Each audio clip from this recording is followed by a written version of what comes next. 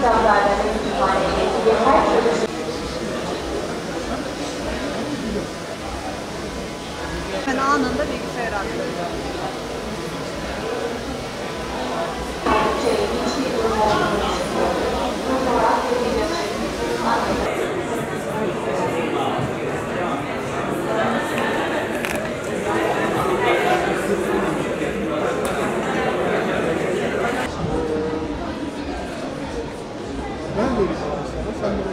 Fazla hayran kalmadım değil yani. Hangi üniversite peki? Yok zaten geleceğim şey için. Fotoğraf için.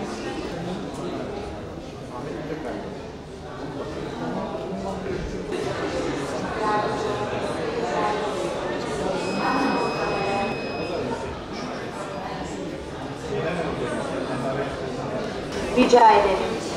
Her zaman yardımcı olmaktan mutluluk duyarım. Başka bir konuda yardımcı olmamı isterseniz buradayım. İyi günler dilerim.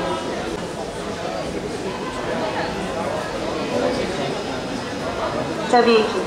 Merhaba herkese. Burada beni çeken haber muhabirlerine ve izleyicilere selam göndermek istiyorum. Festival, teknolojinin kütüphane hizmetleri alanında kullanımı ile ilgili yeni fikir ve projelerin ortaya çıkmasını sağlamak temel amacı. Tabii kütüphane hizmetleri alanı ile teknoloji alanı birbiriyle çok yakın ilişkide alanlar değil gibi görülür ama tam tersi her iki alanda birbiri için çok önemli fırsatlar sunuyor. Kütüphane hizmetleri alanında teknoloji firmalarının teknoloji tarafında yazılım üreten, fikir ve proje ortaya koyan kurum ve kuruluşlar için çok önemli fırsatlar var. Teknoloji tarafında da tabii kütüphane hizmetlerinin geliştirilmesi, temel kütüphane hizmetlerinin her yaş grubundan, her toplumsal kesimden vatandaşımızın erişimi için çok kolaylaştırıcı bir etkisi olduğunu görüyoruz. Bu sene ikincisini düzenliyoruz. Uluslararası Kütüphane ve Teknoloji Festivali'nin. Geçen sene başlayan bu hikayede bu yıl birçok ürünün geçen sene fikir aşamasında olan kütüphane hizmetleri alanındaki teknolojinin kullanımı ile ilgili fikir aşamasında olan birçok çalışmanın ürüne dönüştüğünü ve bugün Türkiye'de birçok kütüphane tarafından kullanılmaya başladığını görüyoruz. Bu anlamda da festivalden maksadın hasıl olduğunu görmekten de memnuniyet duyuyoruz. Onlardan bir tanesi de hemen sağ tarafında gördüğünüz Türkiye'nin yapay zeka temelli ilk kişisel kütüphane asistanı Bilgi robotumuzu da bu vesileyle tanıtmış olduk. Geçen seneki fuarda fikir olarak ortaya çıkmıştı. Bilgi, Rami Kütüphanesi'nde hem rehberlik ediyor kullanıcılarımıza. Burası malum çok büyük bir kütüphane, çok farklı alanlardan oluşan bir kütüphane.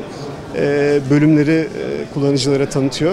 Aynı zamanda araştırmaları ile ilgili kaynaklarına en kısa sürede erişmekle ilgili de onlara yardımcı oluyor. Firmalar ağırlıklı olarak ülkemizden firmalar ama İFLA, Uluslararası Kütüphane Federasyonları Birliği'nin üst düzey yöneticileri bu sene fuarımıza katılacaklar ve üreten kütüphaneler, yani bu seneki festivalin ve kütüphane haftasının ana teması ile ilgili olarak kendi ülkelerindeki deneyimlerini bizle paylaşacaklar. Üreten kütüphaneler bizim ana temamız. Kütüphanelerimiz ülkemizdeki sosyal kültürel kalkınmaya, bilimsel gelişmeye, hatta ekonomik gelişime, kalkınmaya nasıl, hangi araçlarla katkıda bulunabilir? Bu festival boyunca bununla ilgili fikirleri, projeleri ve ürünleri konuşuyor ve tartışıyor olacağız. İFLA da bu anlamda bize önemli bir uluslararası katkı sağlayacak. Avrupa'dan, Amerika'dan çok üst düzey kütüphane yöneticileri buraya gelecekler. Bu kapsamda uluslararası katılımında bu sene geçen seneye göre çok daha kuvvetli olduğunu söyleyebilirim. Dediğim gibi, yani geçen seneki gibi kütüphane hizmetlerinin vatandaşlarımıza en hızlı şekilde erişilebilir halde iletilmesi için ortaya konulacak proje ve ürünleri üretmeye bu festivalde de devam edeceğiz. Geçen sene 20 binin üzerinde katılımcımız da olmuştu.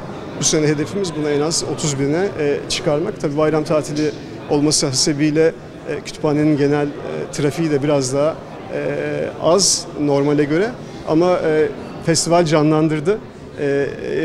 Tahmin ediyorum festival sonunda, 3 günün sonunda 30 ila 40 bin arasında bir ziyaretçiyi kabul edeceğiz. Burada da 40'a yakın firma var. Bunlar işte elektronik veri tabanları, dijitalleştirme, kütüphane, katalog ve otomasyon sistemleri, yapay zeka, makine öğrenimi gibi birçok teknolojinin farklı alanlarında ürün ve hizmet üreten firmalar. Onların sayısı da 40'a yakın, 30'un üzerinde.